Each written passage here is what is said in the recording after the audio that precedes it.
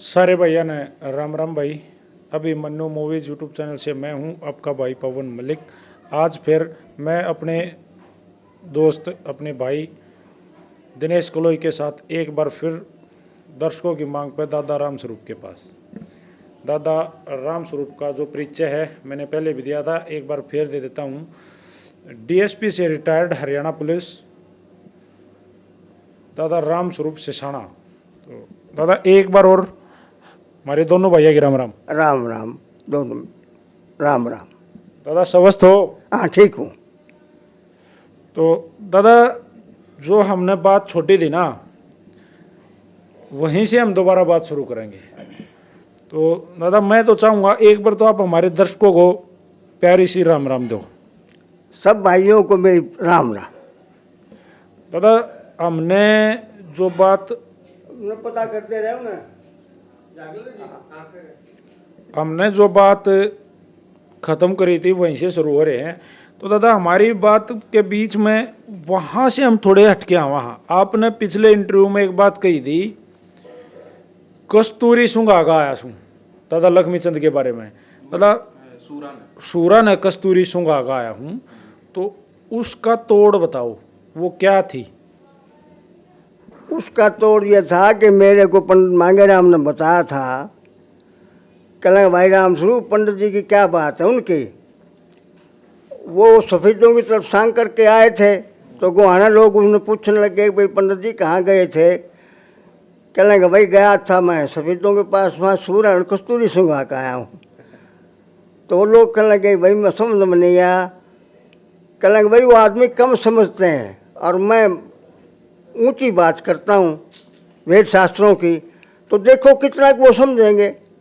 इसका मतलब यही था और कुछ नहीं था। उनको भाई थोड़े से ना समझ हैं तो उनको समझा गया है, समझा गया उनकी बात उनको अपनी बात उनको पकड़ा गया है, पकड़ा गया। देखो कितना समझेंगे। बहुत बढ़िया।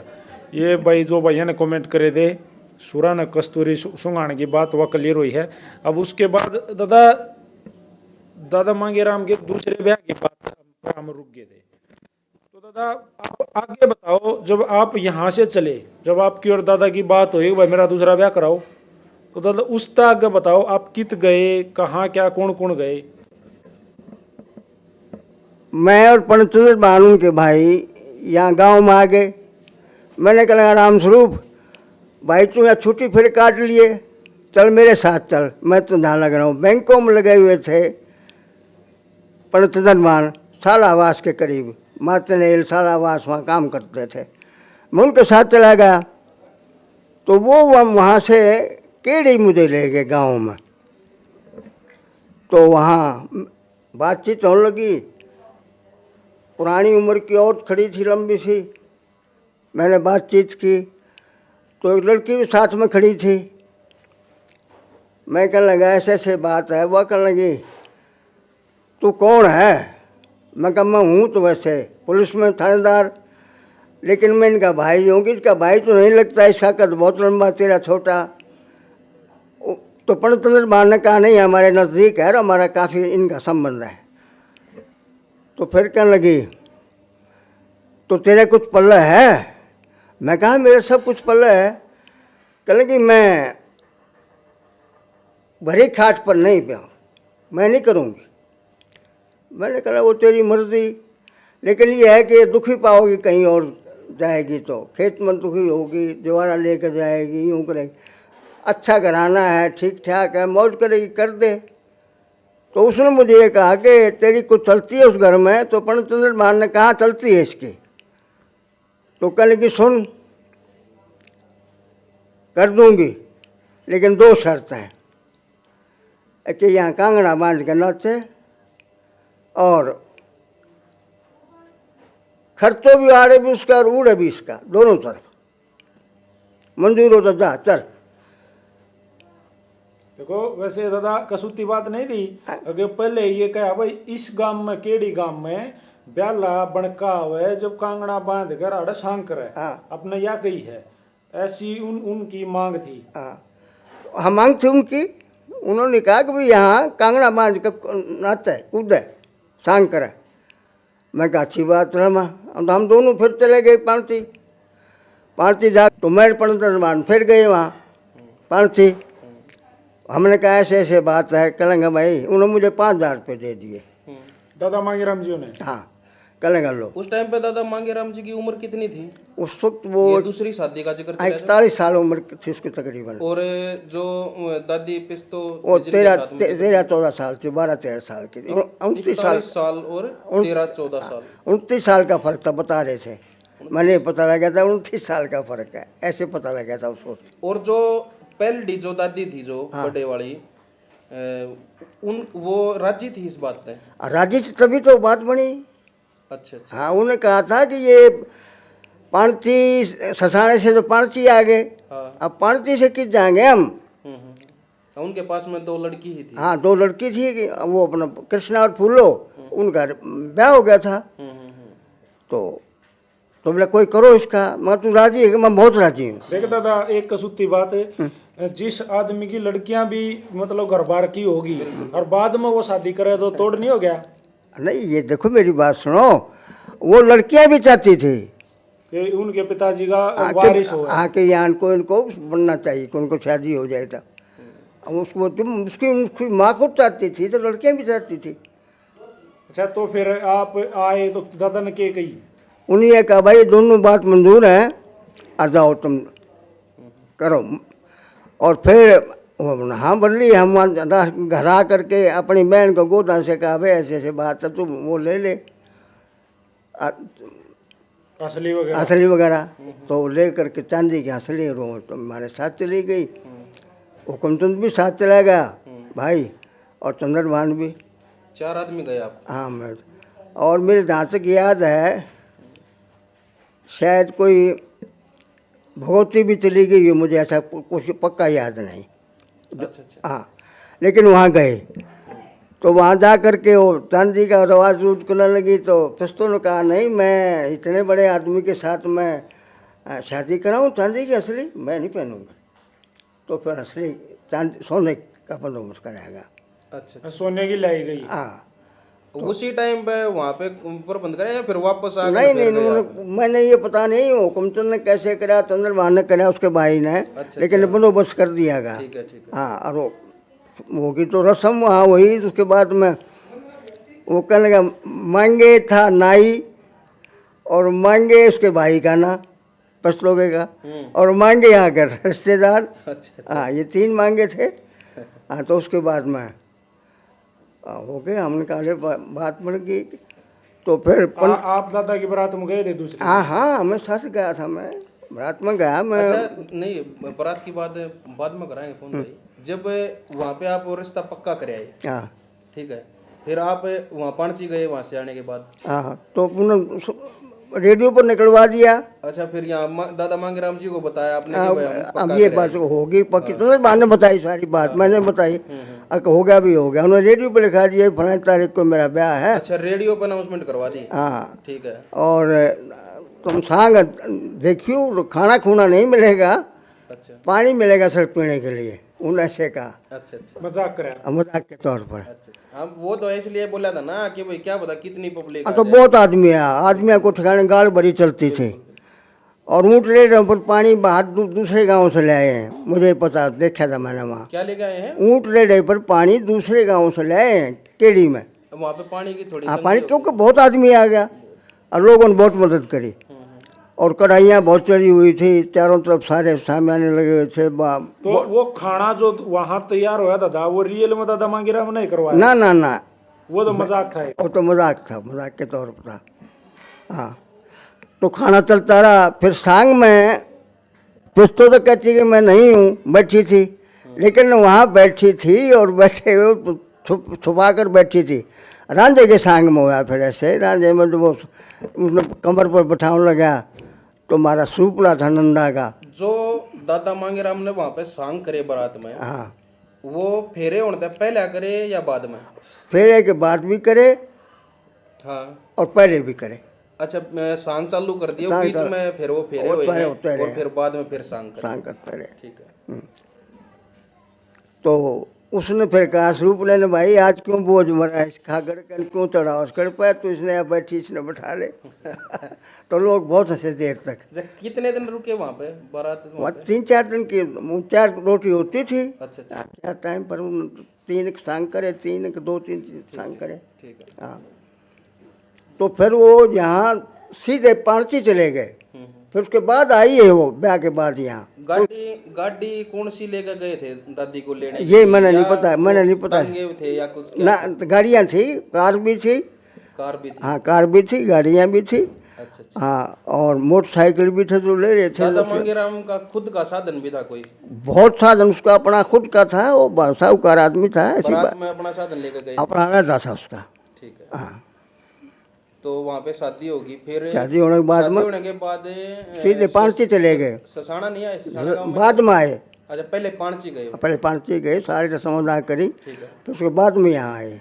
अच्छा, बाद में आए? बाद में आए यहाँ। एक इंटरव्यू में हमने दादी पिस्तो का हमने एक इंटरव्यू देखा था, उसमें उन्होंने ये बता रखा है कि भाई पहले वहाँ से शादी होने के बाद ससाना गांव में आए और उसके बाद पाणची में आए। दादी ने जो दादा मांगेराम की जो लड़की थी, जो पहले थी, जो 2 लड़कियां थी, क्या नाम बता रहे थे आप उनका? फूलो और कृष्णा। फूलो और कृष्णा।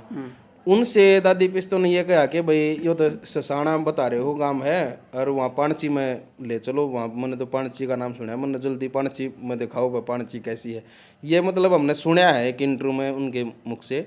तो ये आप ये कह रहे हो कि वो पहले पाणची गए? देखो, मैं ऐसे ये सारी बात मुझे पक्की याद नहीं है, क्योंकि मैं तो ब्याह शादी के बाद में फिर पता नहीं शायद मरो तो उतर गया हूँ, क्योंकि पहले वहाँ हो सकता है वहाँ चले गए, ससाना रास्ते में पड़ता है, तो इसका मुझे पूरा ज्ञान नहीं। ये तो देखो उम्र भी आपकी ज्यादा है, कुछ बातें ऐसी बड़ी हो जाती हैं, हाँ, दिमाग में को नहीं रहती। हाँ, मानते हैं हम इस बात को बिल्कुल।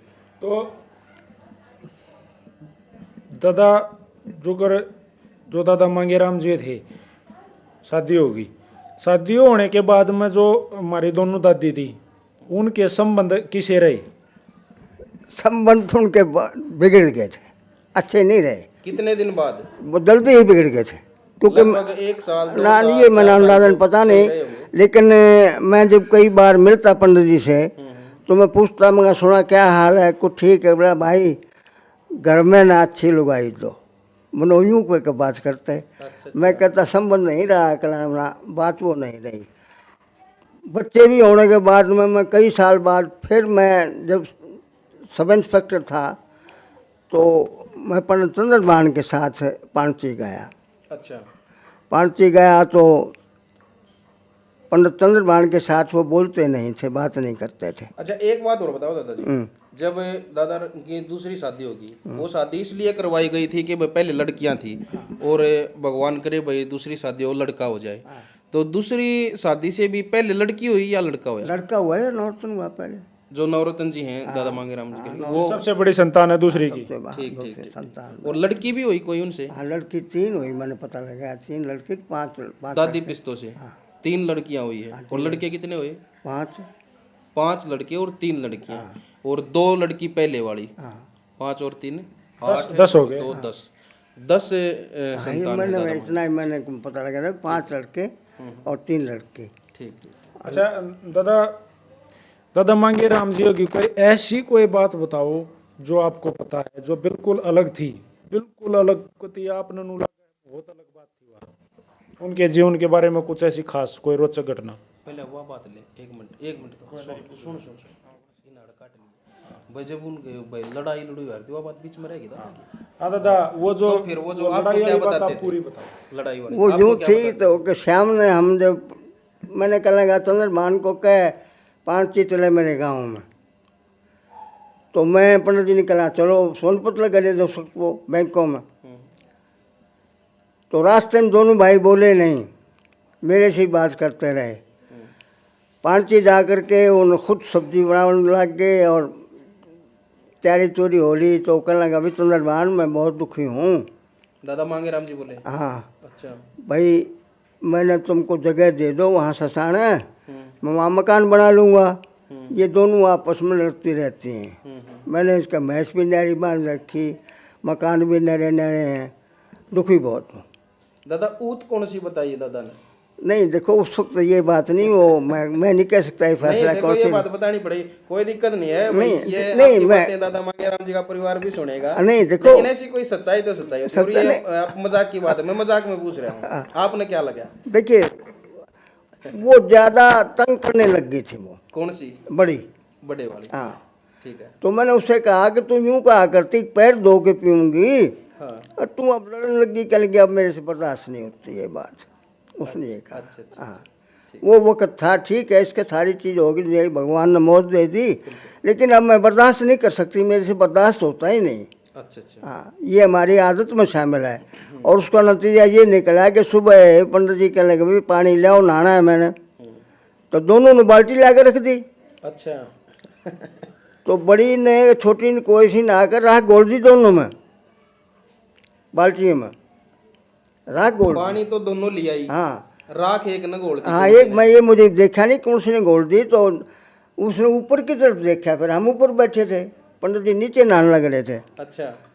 तो मैं बोला चंद्रभान ने ये तो बात गड़बड़ होगी, तो पानी आया था तो धोती कांधे पर रख करके बाहर चल पड़ा, कला राह गोल दी इसमें दोनों में।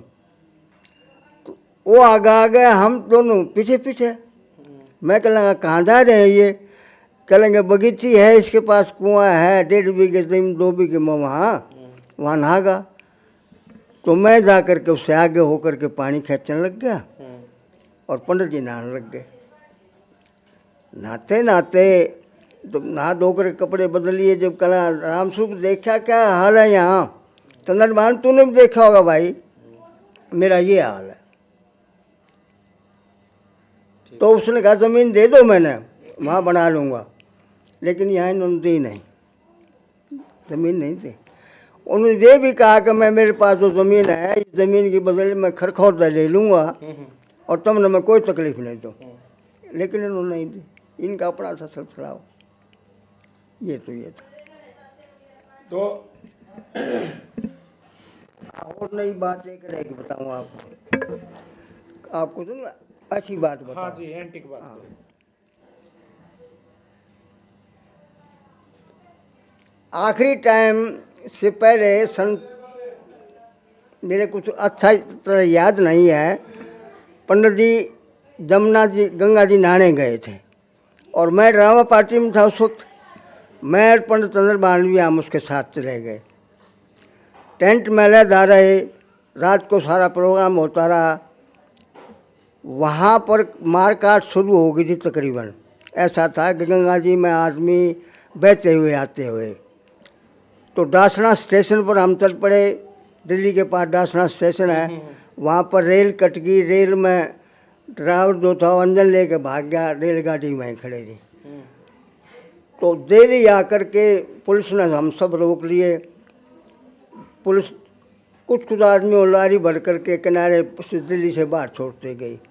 उसमें पंडित जी का नाम आ गया मेठ। वो गिरफ्तार होकर के मेठ जेल में चले गए। उससे पहले रोहतक जेल में थे, तो मिलने के लिए हम गए। तो कहने लगे भाई मैं परसों रोहतक मेठ जेल में चला जाऊंगा, और तुम कुछ मेरी मदद कर सकते हो कि नहीं? है चारों भाई साथ थे, खड़े थे बाहर जेल के, और मैं भी था। तो ये कहने लगे भाई हमारी तो बस की बात नहीं। तो कहना ऐसा करना, तो टीकाराम से मिलना। तो टीकाराम हरियाणा के हमारे ये मंडौरे के रहने वाले थे, बहुत बड़े आदमी हुए हैं। कभी कभी अंग्रेज़ों के वक्त में वो मिनिस्ट्री में भी रहे हैं। उनने काफ़ी स्कूल उसका बहुत चलाए हैं। वो बहुत प्रसिद्ध आदमी थे। आप तो टीकाराम के पास चले जाना भाई, वो गवर्नर को चिट्ठी लिख देगा। के मुंशी गवर्नर थे उस वक्त यूपी के। तो अगले दिन मैं पंडित चंद्रभान उसका भाई तो टीकाराम के पास गए। तो चौधरी टीकाराम ने चिट्ठी लिख करके दी गवर्नर मुंशी को। कहना भाई तुम लखनऊ चले जाओ और ये चिट्ठी वहाँ दे देना। मैं पंडित चंद्रभान दोनों लखनऊ पहुँचे। तो गवर्नर प्रोटोकॉल तोड़ करके बाहर आए और कहने लगा अभी कौन पंडित चोर टीकाराम के दो भाई हैं, कौन है माँ जी? हम खड़े हैं। कहने लगा इनको खाना खिलाओ, नवाओ, दो 2 घंटे के बाद मिलना। तो 2 घंटे के बाद हम बाहर आए तो कहने लगा ये गाड़ी ले जाओ और चोर टीकाराम को हमारा सलाम बोलना। पंडित मांगेराम को हमने बरी कर दिया तमाम मुकदमों में। वो मेरठ जेल के बाहर खड़ा मिलेगा आपको, ले जाना। गाड़ी दे दी, मैं चंद्रमान पंडित दोनों हम बैठ के मेरठ आए तो मेरठ में जेल के बाहर खड़े थे पंडित जी। कहला भाई आगे माँ जी ये गाड़ी भेजी है।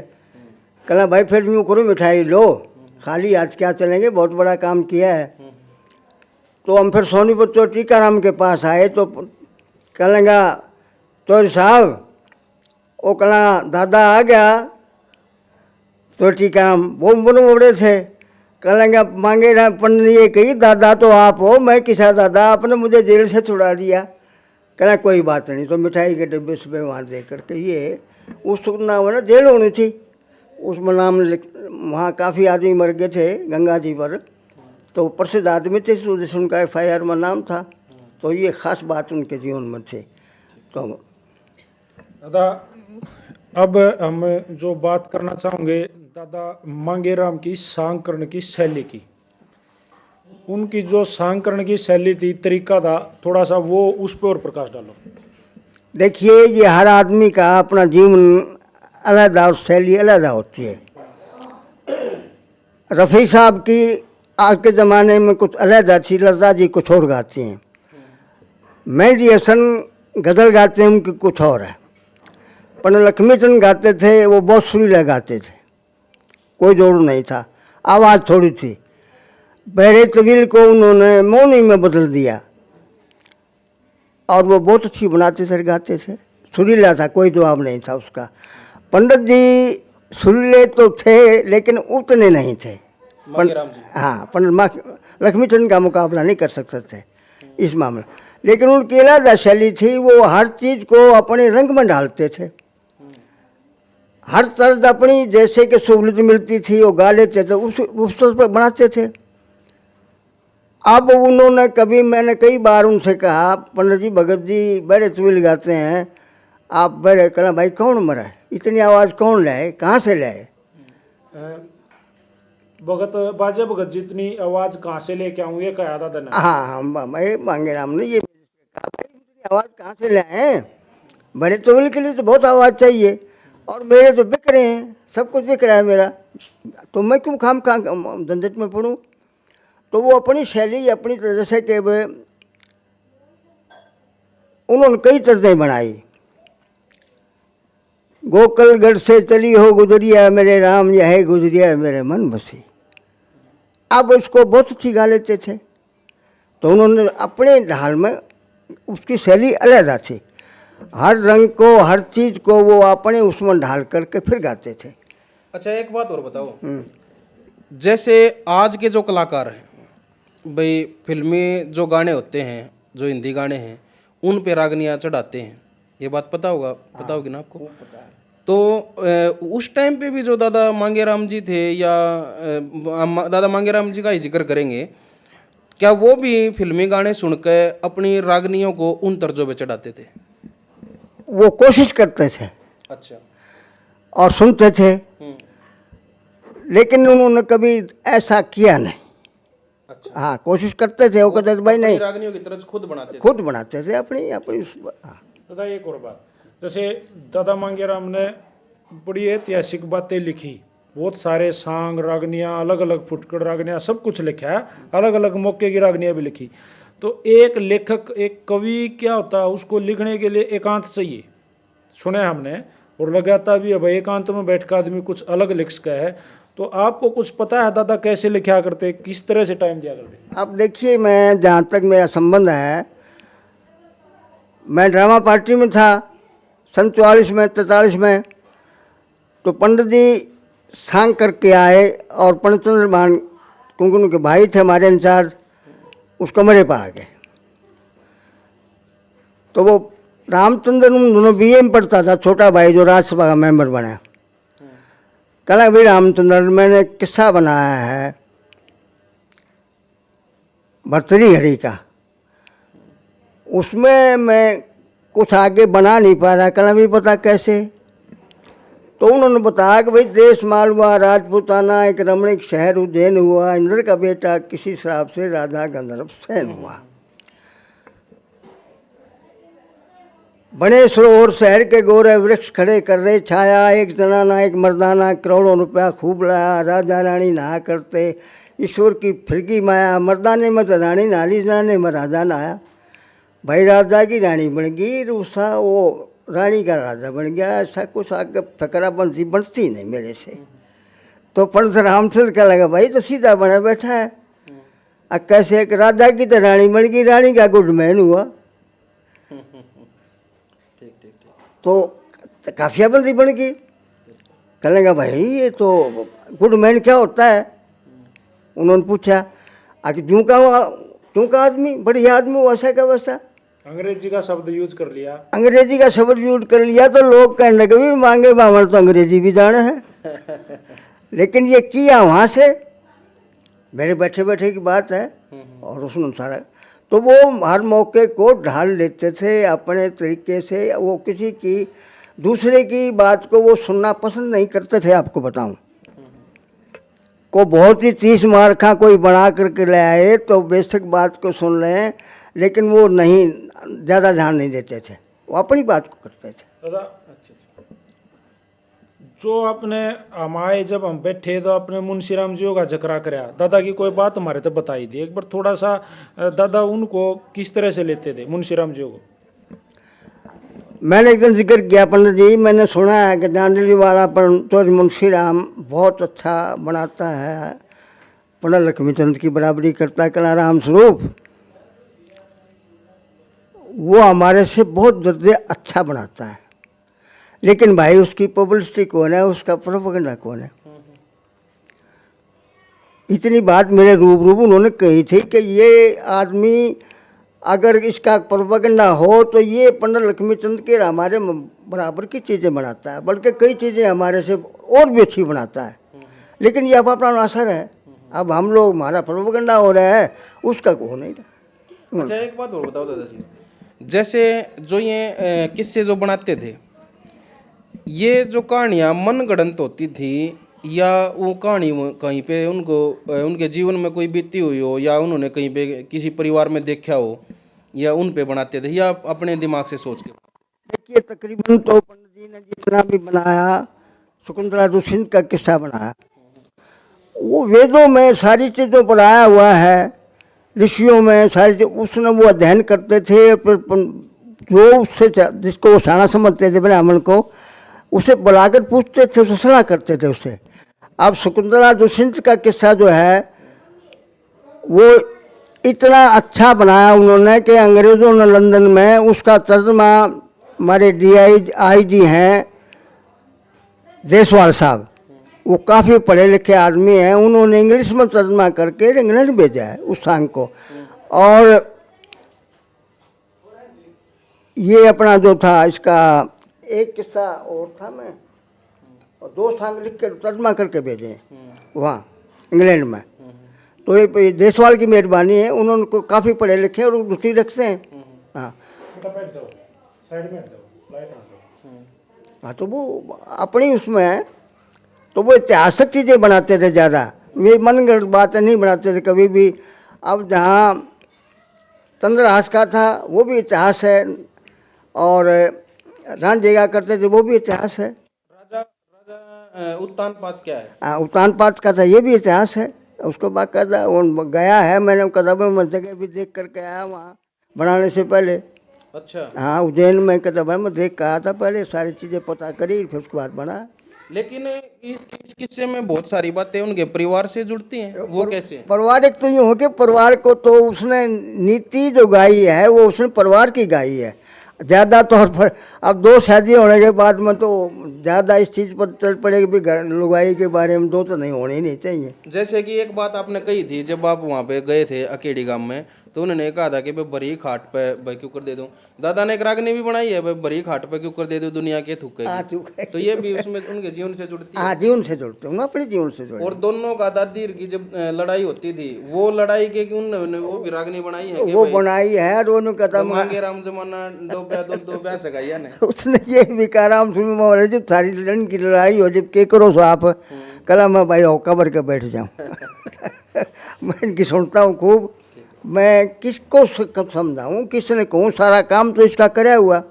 या अगर नाच देती तो मेरा काम होता, लेकिन ये लड़े से क्यों, मैं तो बेबस हूँ मैं तो। सदा एक बात, जैसे जो दादा मांगी राम जी थे, हम्म, वो असली जीवन में सांग से अलग हटके वो कैसे इंसान थे? मतलब गुस्सेल थे, मजाकिया थे, सीरियस, मतलब एक भाई चुप रहने वाले थे, या ज्यादा किस तरह से थे? वो सब खासियत के मालिक थे। मैं भूल जाऊँ कई बार।